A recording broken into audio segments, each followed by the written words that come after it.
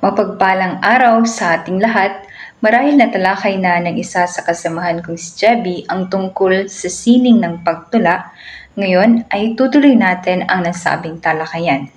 Sa pagpapatuloy ay tatalakayin ko pa ang tatlo sa mga sining na ito. Ito ang estropa at saknong, ang tugma at ang aliw-iw o indayo. Unahin natin ang estropa o saknong. Kapag sinabi nating estropa o saknong, ito ay kalipunan ng mga taludtod na karaniwang magkakatugma at nagpapahayag ng isang kaisipan o bahagi ng paksang tinataglay ng buong tula. Ibig sabihin, ang estropa o saknong ay bilang ng mga taludtod sa isang saknong. May iba't ibang uri ang estropa o saknong at ito ang mga sumusunod. Una, ang kupla. Ito ay tawag sa estropang may dalawang taludtod. Pansinin natin ang halimbawa mula sa Tagpuan ng Araw at Gabi ni C.M. Vega. Bakit ako'y ibong binuhay pang muli, kung sa iyong palad ay kikitiling tagli? Makikita naman natin sa halimbawang ito na ito ay binubuo ng dalawang taludturan lamang at ito ay tinatawag na kupla. Dumako naman tayo sa sunod na uri. Ito ang terseto, tawag sa estropang may tatlong taludtod. Halimbawa, aninong maitim sa mukha ng araw, tabing napansangga sa ngiti ng buhay. Palagay ko'y ganyan pag may kakulangan. Makikita naman natin sa halimbawa na ito ay binubuo ng tatlong taludturan lamang. Sunod naman ay ang kwarteto. Ito ay tawag sa estropang may apat na taludtod. Kinteto naman ang tawag sa estropang may lilimahing taludtod at sinteto ang tawag sa estropang may anim na taludtod. Sa kabuuan ay mayroong 5 uri ng estropa o saknong.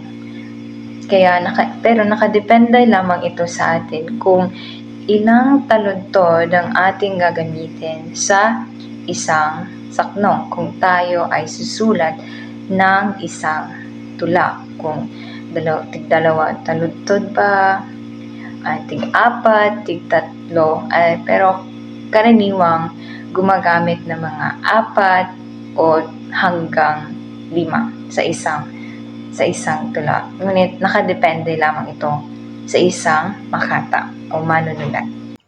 Dumako naman tayo sa tugma. Sinasabi nga na ang tugma ay tunog sa dulo ng taludtod ng tula na kahimig ng dulo ng mga ibang taludtod sa loob ng isang estropa. Gaya ng kinagaulian, ang malumay ay sa malumay, ang malumi ay sa malumi, ang mabilis ay sa mabilis, at ang maragsa ay sa maragsa.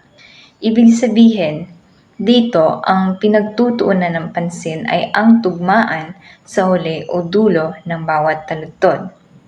May mga tugma ang tinatawag na karaniwan o ordinary at mayroon namang tugmang ganap o perfect sa tulang Tagalog. Sa pagkakaiba ng dalawa ay mayroon akong inihandang halimbawa upang mas malinawan kayo. Ay narito ang pinagkaiba ng tugmang karaniwan at tugmang ganap. Kung babasahin natin ang tulang sa maging sino ka man. At sa durungawan ikaw nanungaw at sumulyap-sulyap sa dakong karilan. Nagmasid-masid pat sa kamungnusan. Sino kaya siya? Sila kaya'y nasaan? Kung mapapansin natin sa tulang ito na ang bawat taludtod ay nagtatapos ang mga tunog sa magkakahawig at magkakaiba naman ang tultik sa bawat huling taludtod nito. Sa tugmang ganap naman, basahin natin ang tulang mula sa tulang Ang Bayan Ko'y Pilipinas. Pilipinas, bayan ko, tanggapin itong tagubilin, na sa aking paglisan at kahilingang hihilingin, sa bayan ko ay ilaan, manawari kandilihin, isa puso't isa isip, balang araw pagyamanin. Mapapansin natin sa tugmang ganap na ito ang mga taludtod ay nagtatapos sa magkakatulad at magkaparehong tuldik kagaya ng tagubilin, hihilingin, kandilihin at pagyamanin. Karagdagan pa, ayon kay Fernando B. Monleon, ang sintunog ay siyang tinatawag na salitang magkakatugma sa dulo ng mga taludtod o mga salitang magkakatugma na may iisang tunog, bagamat mga salitang magkakaiba ang kahulugan. Kagaya ng binasa natin tula kanina mula sa Ang Bayan Kong Pilipinas, makikita natin na sa huling mga taludtod o mga huling pantig ng bawat taludtod ay magkakapareho, kagaya ng kandilihin, tagubilin, pagyamanin. Diba? Kung mapapansin natin ay magkakapareho ang kanilang tunog. Yun ay mga salitang tinatawag natin na magkakatugma. Ngunit, pareho silang mga magkakatugma, ngunit magkakaiba ang kanilang mga kahulugan. Tako naman tayo. Kung hindi magkakatugma ang bawat taludtod ay ABCD ang tunog ng huling pantig. Ibig sabihin, magkakaiba ang tunog ng bawat huling pantig. Kaya A, B, C, D. Kasi may tula kasing kaya ng mga tulang Malaya, hindi nilalagyan ng tugmaan sa huli. So, maaring lagyan natin ito ng A, B, C, D upang matukoy kung mayroon bang tugmaan o wala sa huling taludtod ng bawat linya ng isang tula.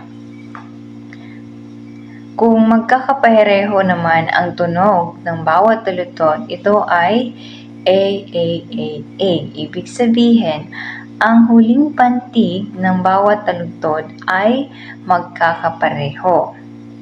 Gaya ng kanina, yung tagubilin, kandilihin, pagyamanin. So, maaari nating lagyan sa bawat linya nito ay sa huling pantig ay A, A, A, A. So, kinakailangan na kung papansinin natin sa tula, kinakailangan ang huling pantig talaga. Kung yung sinusundan ba nito ay magkaparehes. Hindi lang puro A, A, E, A, A, A. Pwede ding maging A, A, B, B kung sakaling yung unang sinusundan pareho, ngunit sa tatlong linya na ay iba na ang tunog.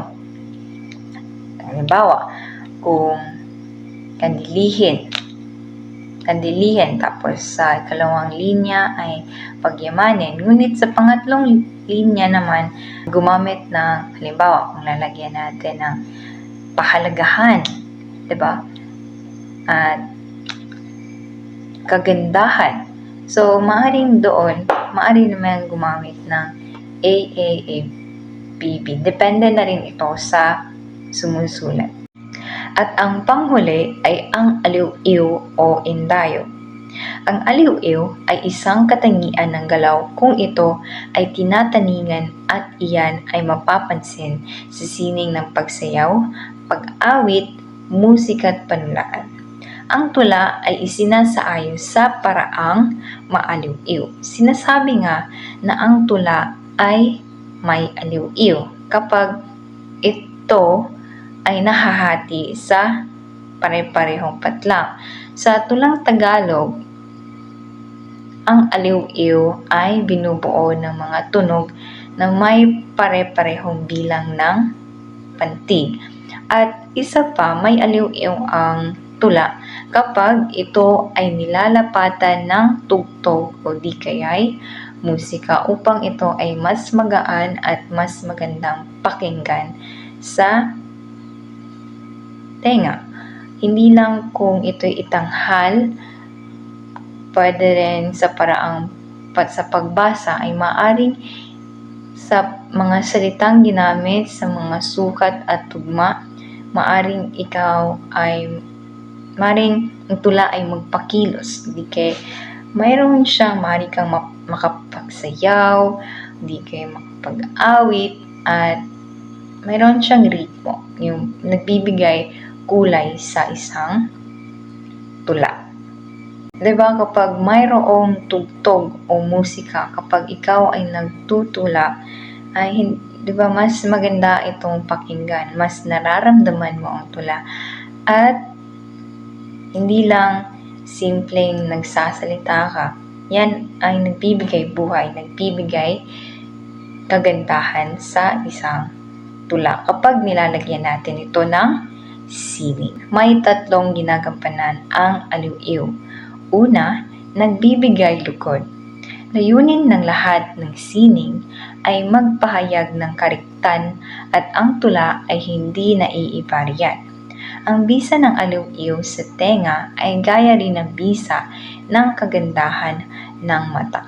Ibig sabihin ng nagbibigay lugod ay nagbibigay rin ito ng kagalakan sa mga mambabasa. Pangalawa ay nagpapahayag ng damdamin. Ang paggamit ng aliw-iw sa pagpapahayag ng damdamin ay kasintanda ng sangkatauhan. Sinasabi ni Wordsworth na ang aliw-iw ay gumigising ng damdamin at nagpapaliwanag ng dibdib. Ibig sabihin nga, dahil ang tula ay may aliw-iw o indayog at nilalapatan ng iba't ibang elemento o tunog at musika na ilalabas natin ang ating damdamin sa pamamagitan ng pagsayaw o pag-awit. Diba? Kapag mayroong mga tugtog o musika o iba't ibang elemento ay nagbibigay o nagdadagdag ito ng pagbibigay buhay, nagdadagdag ito ng kulay upang mas maramdaman natin ang isang tula. Pangatlo ay nagpapaningning sa karanasan sa tulong ng guni-guni.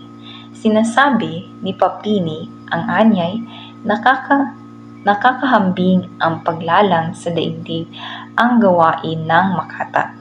Ang mga karaniwang ipinapahayag sa prosa ay lagot-lagot na aliw-iw at sa mga pangungusap na kung minsay alon-alon, marahas at pauntol-untol ay nararamdaman ng makata ang marikit na aliw-iw at sa tulong ng guni-guni ay nalilipad ang mga yaon sa kaitaasan.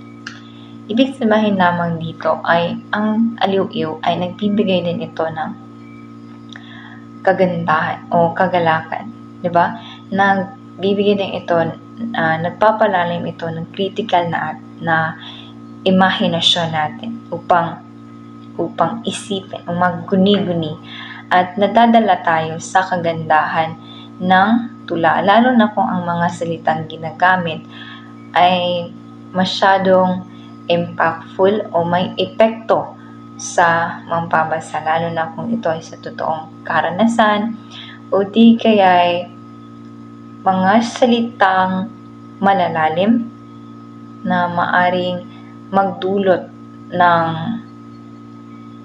malalim na pag-unawa sa tulang pinabasa, di ba? Yan ang kagandahan ng isang tula. Okay, yun naman po para sa umagang ito. Naway marami kayong natutunan sa aming paksa tungkol sa sining ng pagtula. Hanggang dito na lamang. Maraming salamat sa inyong pakikinig.